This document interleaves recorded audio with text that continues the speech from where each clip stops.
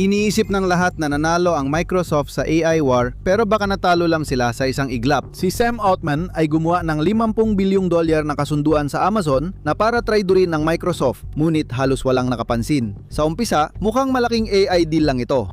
Pero may pagbabago dito na isinasantabi ang Microsoft at inaalis ang tanging probisyong talagang naglilimita sa kontrol. At binabago nun ang lahat dahil hindi na lang ito tungkol sa paggawa ng makapangyarihang AI. Tungkol ito sa may-ari, may kontrol at handang gumastos ng bilyon-bilyon para makuha ito. Baka pag napansin ng lahat ang nangyari, wala na ang balanse ng kapangyarihan. Kabanata 1. Ang $50 bilyong na pagtataksil. Sa mata ng publiko, ang OpenAI ay isa sa pinakamalalaking kwento ng tagumpay sa makabagong panahon. Isang Silicon Valley startup na naging kilalang pangalan halos magdamag lang. Nabuo nito ang mga kasangkapan para sa milyon-milyon, itinulak ang AI lampas sa inaasahan at binalot ito sa misyong para sa sangkatahuhan. Yon ang ilusyon.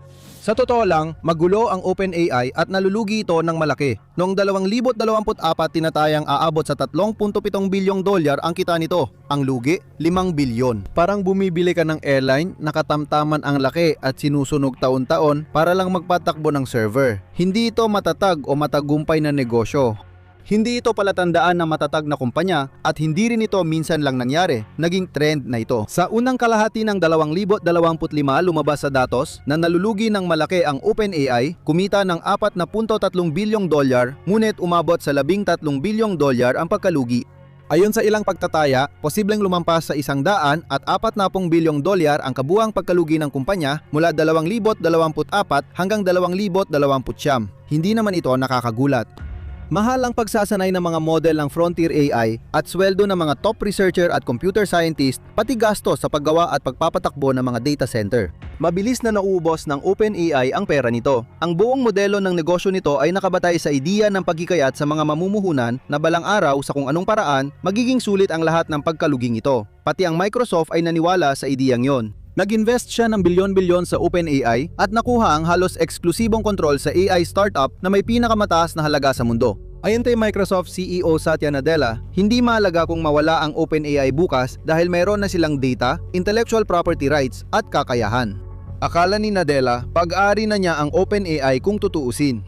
Nagkamali siya. Noong Pebrero 2026, pinamunuan ni Sam Altman ang kasunduang infrastruktura na nagkakahalaga ng $50 bilyong kasama ang Amazon. Sa ginawa niya, tinapos ang eksklusibong karapatan ng Microsoft sa cloud. Hindi dapat nangyari yon. Dapat Microsoft lang ang seryosong kalahok sa laro at ang Azure ang pangunahing plataporma para sa teknolohiya ng OpenAI. Ang Amazon ang karibal, ang kumpanyang dapat mong kalabanin, hindi ka partnerin. Hindi ito simpleng kasunduan o multi-partner na estratehiya. Hayagang pagtataksil ito ng OpenAI sa higanteng tech company na tumulong sa pagbuo nito. Ang tanong, bakit? Bakit isusugar ni Altman ang galit ng Microsoft at ilalagay sa panganib ang pinakamakapangyarihang relasyon sa industriya? Dahil ang kasunduan sa Amazon ay hindi lang para sa dagdag na server o resources. Ginawa ang sandatang ito para sa isang misyon, talunin ang mas makapangyarihang kalaban, ang pamahalaan ng Estados Unidos. Kabanata 2. Ang patibong ng FTC. Sa maraming taon, mukhang kapasidad sa pagpoproseso ang pinakamalaking hamon ng OpenAI. Dahil sa pondo ng Microsoft, naipakilala ang OpenAI sa isyung antitrust. Para sa mga tagamasid at analyst, kabilang ang mga nasa mga ahensya ng gobyerno tulad ng Federal Trade Commission, hindi ito mukhang simpleng suporta ng isang kumpanya sa isa pa, kundi parang pagsasanib. Hindi man tinawag ng Microsoft at OpenAI ng ganun, malinaw ang mga katotohanan. Nag-invest ng bilyon-bilyon ng Microsoft at nakuha ang eksklusibong karapatan sa Azure ecosystem. Unti-unti nang ini-integrate ng Microsoft ang teknolohiya ng OpenAI sa mga pangunahing sistema at app nito tulad ng Windows, Copilot, Office at GitHub. Samantala, tila hindi na independenteng organisasyon ang OpenAI, kundi parang subsidiary na lang na may sariling branding. Napansin ito ng FTC at iba pang tech companies. Hiniling ng Google sa gobyerno na imbestigahan at buwagin ang kasunduan. Sabi ng mga kritiko at regulator, sobrang impluwensya ng Microsoft dahil sa laki ng investment at eksklusibong kontrol sa teknolohiya ng OpenAI sa cloud.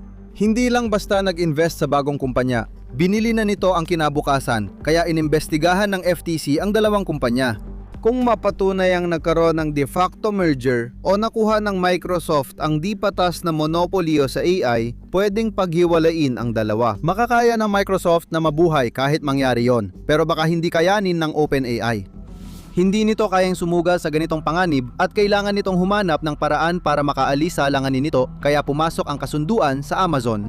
Sa paglilipat sa Amazon Web Services, AWS, nagkaroon ng OpenAI ng multi-bilyong dollar na legal na proteksyon. Ngayon, kung questionin ng FTC ang pagiging tapat ng OpenAI o ang pagiging malapit sa Microsoft, pwedeng sabihin ng mga abogado, paano kami magiging subsidiary ng Microsoft kung may bago kaming 50 bilyong kontrata sa isa sa pinakamalaking karibal nila? Perpektong eksena ito ng legal na palabas ngayon dahil ang mga antitrust na kaso ay nakabatay sa pagiging umaasa sa iba. Maingat ang mga regulator sa mga kumpanyang halatang umaasa lang sa iba para sa kanilang kaligtasan. Dahil sa kasunduan sa isa pang tech giant, pinatunayan ng OpenAI ang pagiging independent nila. Akala mo tapos na ang problema, pero sa unang tingin lang pala. Sa totoo lang, mas marami pang nangyayari sa likod ng kwento kaysa sa nakikita ng karamihan. Ang pag-iwas sa FTC ay naging isang mag-inhawa at napapanahong resulta lamang ng mas malalim at mas madilim na plano. Ang tunay na dahilan kung bakit kailangan magkaroon ng kalamangan ang OpenAI laban sa Microsoft ay nakatago sa isang kakaibang legal na kontratang pinirmahan ilang taon nang nakalipas na may nakatagong bombang nakaambang sumabog. Kabanata 3 ang Agi Poison Pill. Sa loob ng maraming taon, sinabi ng OpenAI sa buong mundo na sila ay nagsisikap tungo sa AGI o Artificial General Intelligence. Minsan tinatawag itong God Model at sinasabing ito ang punto kung saan ang AI ay epektibong naaabot at nalalampasan pa ang antas ng katalinuhan ng tao. Sabi ng mga eksperto, ang AGI ay kayang mag-isip, magrason at umangkop gaya ng tao. Malulutas nito ang mga problema at makakagawa ng iba't ibang gawain, hindi lang nakaprograma sa isang tungkulin. Sa madaling salita, ito ang naging dahilan ng OpenAI para sa lahat. Lahat ng pondo, lahat ng hype, lahat ng resources, sinabing lahat ito ay para sa eksperimento ng AGI. At para sa OpenAI, ito ang perpektong lunas sa lahat. Kailangan lang nilang kumbinsihin ang tao na magtiwala, huwag pansinin ang problema, ibigay ang pera, at maniwalang balang araw ay makakalika sila ng isang bagay na magbabago sa mundo. Mayroon lang isang maliit na problema, isang nakabaon ng malalim sa mga kontrata na nag-uugnay sa OpenAI at Microsoft. Kilala ito bilang ang AGI trigger. Sa madaling sabi, binigyan ng Microsoft ng walang hanggang lisensya sa intellectual property ng OpenAI. Pero may mahigpit na limitasyon ang lisensyang iyon. Kapag naabot ng OpenAI ang Artificial General Intelligence, aalisin ang bagong AGI model sa kasunduan at mawawala na sa Microsoft ang kontrol sa kinabukasan ng AI. Sa panahong yon, mananatiling eksklusibo sa OpenAI ang lahat ng karapatang pangkomersyal sa AGI. Isa itong paradox, parang ahas na kinakain ang sariling buntot. Naglalaan ng bilyong pondo ang Microsoft sa kumpanyang ang layunin ay gumawa ng AGI. Pero kapag nakamit ito, mawawala sa Microsoft ang kapangyarihan at benepisyo. Pinopondohan nila ang sariling pagbagsak. Hindi naman tanga ang mga ehekutibo ng Microsoft. Alam nila ang mga tuntunin ng kasunduan ng pirmahan nila ito at alam nila kung paano iyon lulusutan. Kailangan lang nilang tiyakin na mabibigo ang OpenAI sa misyon nito. Gusto nila na makapangyarihang AI pero hindi sapat para maging AGI. Doon nagiging komplikado ang sitwasyon. Dahil malabo ang hangganan ng AGI, walang nagkakasundo sa totoong ibig sabihin nito. Kahit anong push ng OpenAI sa mga sistema nila, maaari pa ring igiit ng Microsoft na hindi pa rin yon AGI. At alam ito ni Sam Altman. Alam niya na habang may AGI trigger clause, hindi magiging tunay na all-in partner ang Microsoft. Laging may leverage at limitasyon at laging may kontrol sa OpenAI mula sa loob. Kaya kinailangang baguhin niya ang diskarte. Bit-bit ang 50 bilyong dolyar na kasunduan sa Amazon bilang pambantang sandata nito, napilit ng OpenAI ang Microsoft na bumalik sa usapan. Hindi lang para makipagnegosasyon, kundi para lubusang isulat muli ang mga patakaran ng digmaan sa AI. Kabanata 4. Ang reset noong Abril 2026 ay nagbago ng balansya ng kapangyarihan, hindi lang basta pag-update ng partnership. Hindi lang nais ng OpenAI na ayusin ang ilang issue o magdagdag ng ilang pagbabago sa kasunduan nito sa Microsoft. Gusto nitong gibain ito at buuin muli ayon sa gusto nila. Sa panlabas, napanatili ng dalawang kumpanya ang magandang imahe sa pag-aanunsyo ng pinasimpleng kasunduan at bagong yugto ng kanilang pagtutulungan. Ipinakita ng mga kondisyon ng kasunduan ang totoong sitwasyon. Ang Microsoft pa rin ang pangunahing cloud partner ng OpenAI, pero ngayon malaya nang ipatakbo ng OpenAI ang mga produkto nito sa alinmang iba pang cloud provider na gusto nito. Wala na ang eksklusibidad ng Azure. Ang dating walang hanggang lisensya ng Microsoft sa intellectual property ng OpenAI ay binago at may pagtatapos na sa 2032.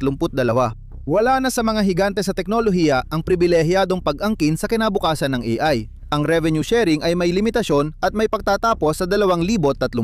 Pinakamahalaga, wala na ang AGI trigger. Hindi ito binigyang kahulugan, nilinaw o binago, tinanggal lang. Wala na ang malabong probisyon na parang espada ni Damocles na matagal nang nakabitin sa OpenAI. Napalitan ito ng mas simple at kontroladong patakaran. Kalendaryo may petsa, deadlines at limitasyon, isang tipikal na kasunduan ng korporasyon. Ang bahagi ng Microsoft ay formal nang itinakda sa 27% ng kumpanya. Malaki pa rin ang halaga, sapat para maimpluwensya ng Microsoft ang kumpanya pero hindi sapat para ganap na kontrolin ito. Malaking tagumpay ito para sa OpenAI. Nakuha nilang kalayaan at nahiwalay na ang pananalapi mula sa AGI milestone. Hindi na ito research lab na pilit pinapagana ang provision sa kontrata para makalaya, kundi korporasyon na may malinaw na direksyon. Pero may kapalit ito at malaki iyon. Para maisa katuparan ang pambihirang corporate coup na ito, kinailangan ni Altman na tuluyang sirain ang mismong pundasyon na pinagbatayan ng OpenAI. Ang estruktura nitong non-profit. Kabanata 5, pagkamatay ng non-profit. Ang pagiging non-profit ng OpenAI ang nag-iisang lagbukod dito sa lahat ng iba pang kumpanyang mula sa Silicon Valley.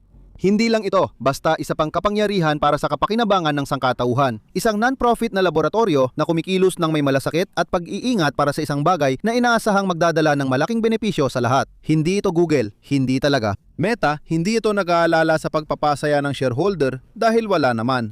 Pero hindi magtatagal ang idealistikong pananaw na ito. Unti-unti, lumitaw ang bitak sa maskara. Sa huling bahagi ng 2025, tuluyang natanggal ito.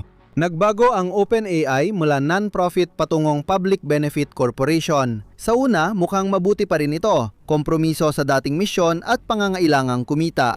Ang mga PBC ay inaasahang magbalanse sa pagitan ng paghahangad ng kita habang nananatiling tapat sa paglika ng positibong epekto sa lipunan, komunidad o kalikasan. Sa totoo, ang PBC ay halos katulad pa rin ng ibang for-profit na kumpanya sa pagsilbi sa mamumuhunan nila. Gaya ng ginawa ni Altman na winasak at muling binuo ang kasunduan niya sa Microsoft, winasak din niya ang dating OpenAI at ginawa itong isang bagay na lubos na naiiba. Ang pundasyon ay inilatag pa noong 2023. Ang dating non-profit board na pansamantalang nagtanggal kay Altman ay pinalitan ng mga insider ng Silicon Valley at dating treasury officials. Tinanggal na ang mga dating mahalagang mga pananggalang sa kaligtasan ng organisasyon. Wala na ang mga sistemang nagpapanatiling nakaayon ang pag-unlad ng OpenAI sa layunin nitong tumulong sa sangkatauhan. Pinalitan ito ng mga product safety team na mas nag-aalala na huwag makapagsabi ang kanilang AI ng anumang maaaring makainsulto sa isang malaking business-to-business na kliyente kaysa sa tunay na makasama sa totoong tao. Isa-isang pinalitan ang mga bahagi sa loob ng makina ng OpenAI hanggang sa may malaking nagbago. Ang nagsimula bilang isang sistemang nakatuon sa pananaliksik ay nagsimulang magmukhang ibang-iba na, isang makina ng kita na naghahanda para sa isang malaking IPO at unti-unting napapalayo mula sa anumang makabuluhang ethical na pagsubaybay. Sa likod ng mga saradong pinto, napagtantunin na Altman at ng mga nangungguna sa pananaliksik ng OpenAI ang isang nakakatakot na technical na katotohanan. Hindi sila papalapit sa AGI gaya ng una nilang inaasahan. Papunta sila sa isang pader na hindi matagos. Kabanata 6 ang pader ng pag-scale. Sa loob ng maraming taon, umasa ang industriya ng AI sa matibay na paniniwala sa isang prinsipyo na kilala bilang scaling laws. Kung magdadagdag ka ng mas maraming datos at mas maraming compute, magiging mas matalino ng husto ang iyong mga AI model. Lahat ay tungkol sa dami ng resources. Magbigay ka ng mas maraming resources at makakakuha ka ng mas magandang produkto. Ang OpenAI at iba pang kumpanya ay dapat magpatuloy sa pagtatayo ng mas malalaki at mas mahuhusay na data center at mag-invest sa mas malalakas na chips at processor. Pagkatapos, uupo na lang sila at manonood habang ang AI nila ay sumusunod sa diretsong landas patungo sa maladyus na talino. Parang simple, di ba? At gumana naman ang scaling laws sa loob ng ilang panahon. Bawat bagong henerasyon ng AI technology ay parang isang malaking hakbang pasulong. Nakakamangha ang GPT-2, ibang level na ang GPT-3, lumampas pa sa inaasahan ang GPT-4. Dahil dito, inaasahan na ang GPT-5 na tinawag na Orion ang magiging game changer, posibleng huling hakbang na papunta sa AGI. O baka hindi rin. Batay sa mga panloob na ulat, humihinto na ang scaling laws at hindi na nagbibigay ng quantum leap sa katalinuhan si GPT-5, umabot na ito sa diminishing returns. Patuloy pa rin itong lumiit pero mas mabagal na kaysa dati. Ang God model na akala natin malapit na parang tuldok na lang sa malayo. Hindi lang hadlang ito, kundi sakuna. Binabago ng scaling wall ang lahat. Hindi na ito yung sitwasyon na basta maglalagay lang ng pera ang mga kumpanya at biglang magiging doble ang talino ng kanilang AI kinabukasan. Ngayon, bilyon-bilyon na ang ginagastos nila para sa kaunting pagunlad. Masama ito sa negosyo dahil mataas ang burn rate. Malayo pa ang OpenAI sa kita at nalulugi ng bilyon-bilyon kada taon. Palagi nilang dinadahilan na balang araw darating ang AGI at aayusin ang lahat. Kaya nakaasa ang estruktura ng pananalapi at insentibo ng kumpanya sa paniniwalang iyon. Mahalaga ang pagtanggal ng AGI trigger clause sa kontrata ng Microsoft dahil hindi lang ito legal na taktika kundi tahimik na pag-amin na ilusyon lang ang AGI. Kung ilusyon lang ang AGI, pangkaraniwang software company lang ang OpenAI na hindi nabibigay ng balik sa puhunan at mabilis nang tumitigil ang paglago. Paano ipapaliwanag ng kumpanyang yon sa susunod na mamumuhunan ang $5 bilyong na burn rate? Itinigil nito ang pagbebenta ng AGI at nagsimulang magbenta ng AI Slope kapalit nito. Kabanata 7 ang SaaS Pivot, pagbebenta ng AI Slope. Kilalanin ang bagong OpenAI. Hindi na ito matapang na non-profit na gustong baguhin ang sibilisasyon gamit ang superintelligence, kundi Salesforce na lang para sa AI negosyo. Unti-unti at tiyak na lumilihis ito mula sa orihinal na misyon papunta sa enterprise software at corporate workflow automation na nangyayari mismo sa harap natin. Imbes na tutukan ang susunod na ebolusyon ng GPT, inuuna na ngayon ng OpenAI ang mga proyektong tulad ng agentic middleware at reasoning model gaya ng O1 o Strawberry. Hindi na ito para magbigay liwanag sa sangkatauhan, kundi nagpapadali lang ng buhay ng mga nasa gitnang pamunuan. Focus na ngayon sa paggawa ng tools para sa gitnang pamunuan gaya ng lead routing, marketing copy at support ticket handling. Umasa ang OpenAI na magdadala ng pera ang pagbabagong ito para mapasaya ang kanilang mamumuhunan. Pero may malaking problema, hindi nagtutugma ang mga numero. Ang mga tradisyonal na SaaS o software na ibinibigay bilang serbisyo ng mga kumpanya tulad ng Salesforce at Adobe ay may napakataas na margin. Kadalasan ay higit pa sa 70%. Gumagawa sila ng produkto na patuloy nilang naibebenta kaya lumalaki ang kita sa bawat bagong customer. Kaya gustong-gusto ng mamumuhunan ang SaaS, parang minahan ng ginto ito. Hindi gumana ang pagsubok ng OpenAI sa industriyang ito dahil mas mahal ang pagpapatakbo ng advanced reasoning model kaysa sa karaniwang software. Halimbawa, ang O1 ay nakakahalaga ng mga $15 para sa 1 milyong input tokens. Maaring hindi ito mukhang malaki sa unang tingin, pero sa usaping negosyo, isa itong napakalaking pasanin sa pananalapi. Kayang gumamit ng milyon-milyong tokens bawat araw ang malalaking negosyo na may daan-daan o libu-libong empleyado. Bigla, ang Smart Assistant ay hindi na matipid sa tech stack, kundi naging napakamahal na pabigat sa kapital. Hindi ganito ang tradisyonal na SaaS. Hindi naman kumikita agad ang Microsoft kapag may nagbukas lang ng spreadsheet sa Excel. Hindi tulad ng CRM na hindi agad nagdodobli ang presyo sa simpleng paggamit, ang AI ay mas nagmamahal habang mas ginagamit mo ito. Pinipipilit ng OpenAI ang mga negosyo na gamitin ang mahal na automated AI Slope software sa kanilang workflows para ayusin ang sariling sirang ekonomiya. Ibinibenta nito ang digital na ginto sa presyong mura, umaasang mahihikayat ang mga tao na ang AI agent ay hindi lang mahal na software. Para kumita ito, kailangan nitong bawasan ng husto ang gastusin sa operasyon. Kailangan nito ng mas murang compute na nagdadala sa atin sa $50 bilyong na Trojan Horse ng Amazon. Kabanata 8, Trojan Horse ng Amazon. Hindi tungkol sa pag-iwas sa mga investigasyon ng FTC o pagkalas sa Microsoft ang kasunduan sa Amazon, kundi sa hardware ito. Bahagi ng $50 bilyong na pangako na ginawa ng Amazon sa OpenAI ay ang isang pangmatagalang kasunduan para gamitin ng AI firm ang Trainium chips ng AWS. Bago ito, bihag ng Nvidia ang OpenAI. Napilitan itong gamitin ang H100 na mga GPU ng Nvidia.